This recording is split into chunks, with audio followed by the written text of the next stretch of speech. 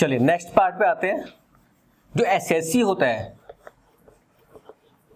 वो कौन होता है? वो होता है एक पर्सन। हमने कहा जी हाँ जी पर्सन होता है, तो ये पर्सन कौन है? चलो जी, हमने कहा इनकम टैक्स वाले बड़े स्मार्ट लोग हैं, हम डिफाइन तो करेंगे नहीं पर्सन कौन होता है, हम ये बताएंगे कि पर्सन में कौन कौन शामिल होता है। ये पर्सन होता कौन है आखिर, जिसके लिए इतनी हम जिद्दोजहद कर रहे हैं, जितनी हम परेशानियां ले रहे हैं, जिसने इनकम टैक्स लेना है, वापस देना है या कैलकुलेशन करनी है, एसएससी बना रखा है जिसको हमने, ये पर्सन है कौन? तो इनकम टैक्स एक्ट में सेक्शन 2 के 3 पार्ट के अंदर 31 में सॉरी, इसमें लिखता है a person includes the following. Includes define नहीं है, पर्सन इंक्लूड्स। अगर इसमें से आप कुछ भी हो तो आप पर्सन माने जाओगे। नंबर 1 इंडिविजुअल, मतलब इंसान की औलाद, mister miss Mrs like this जो भी है इसको बोलते हैं हम इंडिविजुअल। इसका एग्जांपल मिस्टर मिस जो भी आपके जेंडर बेस पे है। Number 2 HUF Hindu undivided family. Hindu undivided family. अब ये कहाँ है सर? सर हमें ना कई लोगों को पता नहीं है सर ये हिंदू अनडिवाइडेड फैमिली कहाँ ढूंढते हैं, हमने तो सुना नहीं आज तक। देखा है, सुना है, लेकिन समझ नहीं आया कहाँ लिखा है। जैसे कई जगह आपने बोर्ड देखे होंगे एंड सन्स, जैसे सपोज एक कंपनी खोल ली मैंने अपने लिए, गोयल एंड सन्स। तो ये जो एंड सन्स है ना, ये जो एंड सन्स, ये आते हैं हमारी HUF की कैटेगरी, हिंदू अनडिवाइडेड फैमिली। जो आपने बचपन में सुना होगा कई बार करते करते कि एक फैमिली होती है, उसमें कर्ता होता है, बाकी लोग उस पर वो कहते हैं आश्रित होते हैं कि हाँ जी हम डिपेंडेंट है आप पे, हम सारा खर्चा कर्ता करेगा, घर चलाएगा, बिजनेस है, फैमिली बिजनेस वही चलाएगा अपना करके। तो हिंदू अनडिवाइडेड फैमिली, ये भी एक पर्सन माना जाएगा। नंबर 3 कंपनी, एनी कंपनी, चाहे जॉन स्टॉक कंपनी हो, चाहे कैसी भी कंपनी है। Then come 4th firm. जब हम फर्म की बात करते हैं तो बहुत सारे स्टूडेंट्स को नहीं पता होता कि फर्म का मतलब होता क्या है। फर्म का मतलब सिंपल होता है पार्टनरशिप फर्म, ठीक है, मतलब पार्टनरशिप जिसमें 2 से ज्यादा लोग मिलके एक कंपनी शुरू करते हैं, they become partner of the company under partnership act. तो उसके हिसाब से वो पार्टनर बनते हैं, दे बिकम फर्म। वो फर्म भी हमारे लिए it is including limited liability partnership also, जो आपने कभी इन कंपनीज एक्ट वगैरह में पढ़ा होगा। Then come association of person और body of individuals. Association of person और बॉडी ऑफ इंडिविजुअल्स, ये जो एसोसिएशन ऑफ पर्सन होती है और ये इनमें फर्क क्या होता है? एसोसिएशन ऑफ पर्सन वो लोग होते हैं जैसे 2 लोग मिले, मैं और आप मिले, हमने कहा चलो मिलके काम करते हैं, एक वेंचर लेते हैं, एक प्रोजेक्ट लेते हैं, मिलके हम दोनों साथ काम करेंगे and then we are going to complete that project. उसके बाद जो पैसा आएगा दोनों आपस में बांट लेंगे प्रॉफिट। तो हम लोग एसोसिएशन ऑफ पर्सन, 2 या 2 से ज्यादा लोग इकट्ठे आए, एक काम को किया, काम को अपने जिम्मे लिया, काम कंप्लीट किया, पैसा मिला, बांटा और नमस्ते बाय बाय। तो वो भी एक एसोसिएशन है, एक पर्सन हो गया। एक होता है बॉडी ऑफ इंडिविजुअल्स, जैसे किसी के घर में विल हुई ट्रांसफर, विल मालूम है ना, वसीयत, जायदाद ट्रांसफर करी, मतलब इनहेरिटेंस हुई। तो बॉडी ऑफ इंडिविजुअल में क्या होता है, ये जरूरी नहीं है कि आपके कहीं पे लीगली रजिस्टर होनी चाहिए, ये this is not required to be registered, ऐसा कुछ नहीं है। लेकिन किसी के नाम विल हुई तो घर में बहुत सारे लोग थे, तो घर की एक पूरी बॉडी थी, मतलब उसके सपोज किसी घर में 6 लोग थे, 6 लोग को वसीयत डालनी उनके नाम पे, 6 लोग, बॉडी एक। अब लेकिन इन बॉडी में 6 इंडिविजुअल्स हैं, 1 2 3 4 5 6। तो ये बॉडी ऑफ इंडिविजुअल है जिनको एक अलग कैटेगरी दी गई, इनको नाम पे जो पैसा आएगा उनकी इनकम मानी जाएगी, they will be treated as a person, ठीक है। Then comes local authority. ये तो आपको पता होगा म्युनिसिपैलिटी वगैरह जैसे नाम होते हैं, लोकल अथॉरिटी, MCDs वगैरह काउंसिल होते हैं। और सबसे अच्छी बात क्या होती है, इनकम टैक्स कहता है इंडिविजुअल ले लिया, HUF ले लिया, कंपनी ले ली, फर्म ले ली, एसोसिएशन पर्सन ले लिया, BOI ले लिया, लोकल अथॉरिटी ले लिया, कोई रह तो नहीं गया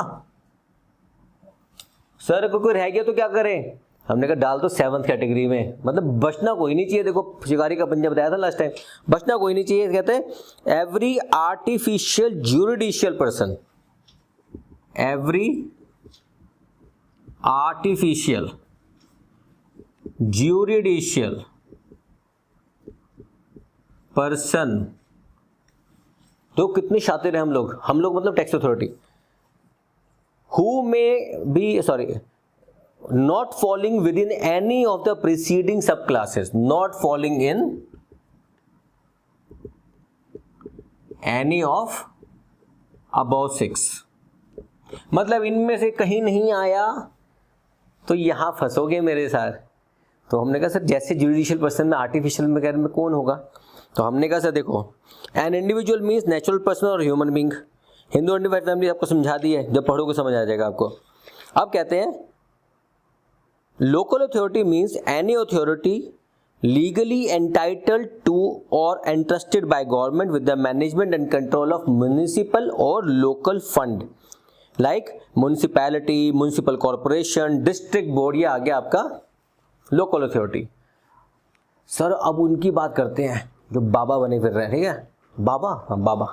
देखो artificial judicial person includes a public corporation which is established under special act of legislature and idol or deity। देखो इसके अंदर एग्जांपल देखो कैसे दे रहे हैं हम, कोई आइडोल हो या कोई डाइटी हो या कोई यूनिवर्सिटी हो, ऐसा नहीं कि हम गुरुकुल को छोड़ देंगे, यूनिवर्सिटी भी इसमें शामिल की जाएंगी। डाइटी कौन है, तो तिरुपति बालाजी आपने नाम सुना होगा भगवान जी का, वो मंदिर, वो ट्रस्ट, वो भी एक जुडिशियल पर्सन माना जाएगा। कोई आइडल हो गया बाबा नितिन गोयल, सांस अंदर सांस बाहर, ये सब लोग हमारे कौन है, आइडल हैं, हम इनको मानते हैं कुछ। तो ये जो भी है ये आर्टिफिशियल जुडिशियल पर्सन माने जाएंगे, इनके ऊपर भी हम वैसे ही कार्रवाई करेंगे पर्सन के हिसाब से जैसे किसी और के ऊपर हम करते हैं। ठीक है जी, यहाँ तक क्लियर है कहानी। तो हमने क्या किया गया, पर्सन इंक्लूड्स 1 2 3 4 5 6, जो इन 6 में नहीं आया वो 7वें में हम लेके जाएंगे। यहां तक कहानी क्लियर।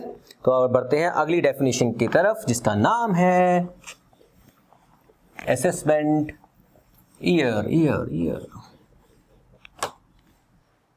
चलिए असेसमेंट ईयर की बात करते हैं। अब प्रीवियस ईयर क्यों नहीं पढ़ा रहे पहले, क्योंकि प्रीवियस ईयर की कहानी बड़ी लंबी है, उसके लिए अलग क्लास लगेगी, ठीक है। असेसमेंट ईयर क्या होता है, देखिए सर ये सबसे आसान डेफिनेशन दुनिया की बनाई गई है इनकम टैक्स के अंदर।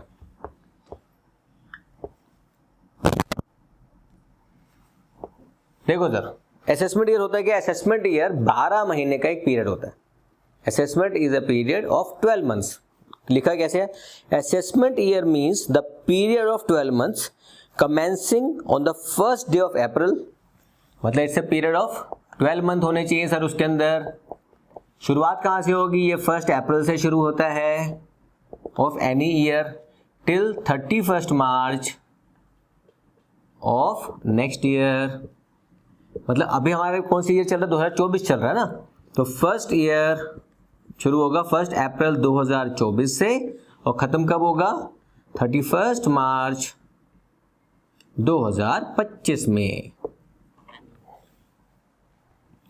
इसका फायदा क्या है सर, असेसमेंट ईयर में हम प्रीवियस ईयर की इनकम को एसेस करते हैं।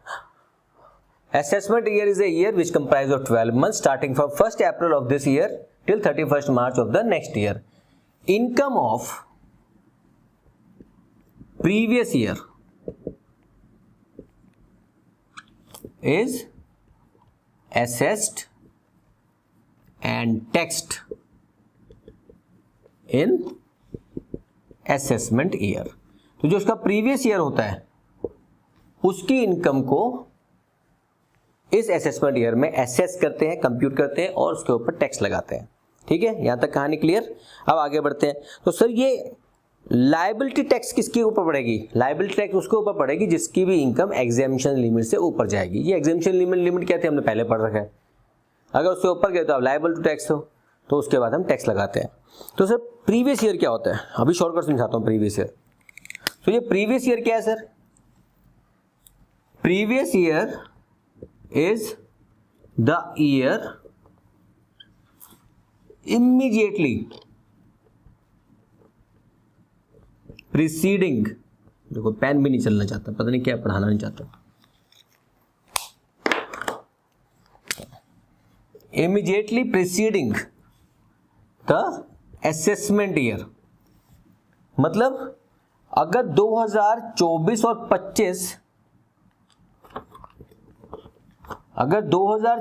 और 25 मेरे लिए असेसमेंट ईयर है तो उसका जो पिछला साल है मतलब 2023-24 ये क्या होगा मेरे लिए, प्रीवियस ईयर। अब इसका मतलब क्या हुआ, अब एक स्टेटमेंट देता हूं, आप हो सके तो मुझे बताना, समझ आए नहीं। Every assessment year is a previous year also and every previous year is assessment year also. Are you understanding? हर प्रीवियस ईयर असेसमेंट ईयर हो सकता है, हर असेसमेंट ईयर प्रीवियस ईयर है। कैसे? अब अगर 2024-25 के बाद क्या आएगा, 2025-26, तो ये क्या हो जाएगा, असेसमेंट ईयर। किसके लिए? इस प्रीवियस ईयर के लिए। तो मतलब ये असेसमेंट ईयर भी है और अगले साल के लिए प्रीवियस ईयर भी है। ये असेसमेंट ईयर भी था लेकिन अगले साल के लिए प्रीवियस ईयर भी है। इससे पहले 2022-23 इसके लिए था। तो क्या हुआ, every assessment year is a previous year and every previous year is a assessment year. ठीक है, तो इसको समझ आ रहा है, इसको नोट डाउन करो।